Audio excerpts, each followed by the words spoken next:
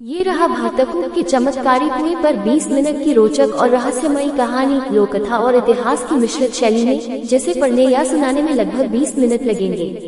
भरतकूप का चमत्कारी कुआं एक रहस्यमयी लोककथा। प्रयागराज से लगभग 7 किलोमीटर दूर एक छोटा सा कस्बा है चित्रकूट। ये वही धरती है जहाँ भगवान राम, लक्ष्मण और सीता ने अपने वनवास के कई वर्ष बिताए थे। चित्रकूट के पास ही एक जगह है भरतकूप, और वही है वह चमत्कारी कुआं जिसकी गहराई का तो कोई ठीक ठिकाना नहीं, पर जिसके जल में नहाने मात्र से लोग अपने पाप, रोग और दुर्भाग्य से मुक्त हो जाते हैं, ऐसा लोगों का विश्वास है।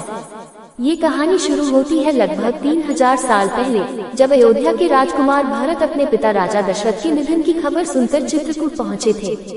पहला अध्याय, भरत का संकल्प। राजा दशरथ के देहांत के बाद भरत जब चित्रकूट पहुँचे तो उन्होंने भगवान राम से आग्रह किया, भैया, अयोध्या का राज सिंहासन आपका है, मैं केवल आपका सेवक हूँ।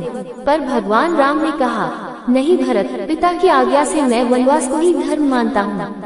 तुम अयोध्या जाओ और पिता की आज्ञा का पालन करो। भरत दुखी होकर लौटे, लेकिन जाते जाते उन्होंने एक संकल्प लिया, यदि प्रभु ने राज्य स्वीकार नहीं किया तो मैं इस वन में ही वह जल अर्पित करूंगा जो मैंने तीर्थों से लाया है। भरत ने भारत के हर पवित्र तीर्थ गंगा, यमुना, सरस्वती, नर्मदा, गोदावरी, कावेरी, सरयू का जल एकत्र किया था ताकि वह राम के राज्याभिषेक में उपयोग हो सके। लेकिन जब राम ने राज्य स्वीकार नहीं किया तो भरत ने उस सारे पवित्र जल को एक विशाल कुएं में अर्पित कर दिया। वह कूप आज भी वही है और उसका नाम पड़ा भरतकूप। दूसरा अध्याय, कुएं का रहस्य। कहते हैं उस दिन जब भरत ने जल अर्पित किया तो धरती कांप उठी, आकाश से पुष्प वर्षा हुई। ऋषि मुनियों ने देखा कि जल में अद्भुत आभा चमक रही है, जैसे सैकड़ों सूर्य उसमें समा गए हैं। समय बीतता गया पर वह कुआं कभी सूखा नहीं। गर्मियों में भी उसका जल ठंडा और शुद्ध रहता। पीढ़ियां गुजर गई और लोगों ने उस कुएं को चमत्कारी कुआं कहना शुरू किया। कहा जाता है, जो व्यक्ति मन से शुद्ध भाव लेकर वहां नहाता है, उसकी इच्छाएं पूरी होती है। जिन पर भूत प्रेत या नजर दोष होता है, वे वहां स्नान करने के बाद ठीक हो जाते हैं।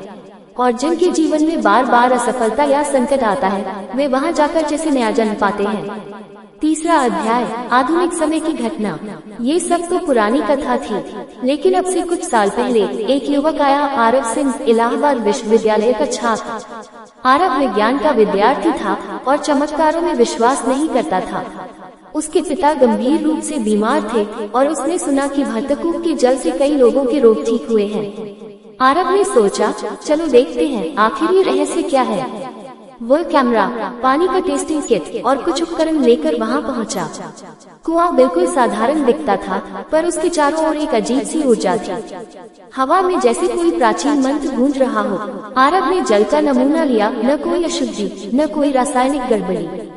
फिर भी जब उसने बाल्टी से पानी निकाला तो उसमें हल्की नीली चमक थी। चौथा अध्याय, वह रात। आरव ने निश्चय किया कि वह रात भर वहीं रुकेगा। स्थानीय पुजारी ने कहा, बेटा, सूर्यास्त के बाद यहाँ कोई नहीं रुकता। ये स्थान देवताओं का विश्राम स्थल है। लेकिन आरव नहीं माना। उसने कैमरा लगाया और रिकॉर्डिंग शुरू की। मध्यरात्रि के समय उसे लगा कुएं से किसी की आवाज आ रही है। धीरे धीरे, मानो कोई गुनगुना रहा हो, राम नाम सत्य है, सत्य ही शिव है। आरव कांप उठा। कैमरे में एक हल्की प्रकाश लहर दिखी जो जल से निकलकर आसमान में विलीन हो गई।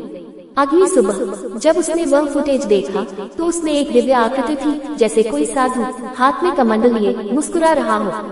पांचवा अध्याय, परिवर्तन। आरव घर लौटा और अपने पिता को वह जल पिलाया। कुछ ही हफ्तों में उसके पिता की हालत में सुधार होने लगा। डॉक्टर हैरान थे। आरव, जो पहले नास्तिक था, अब हर वर्ष भरतकूप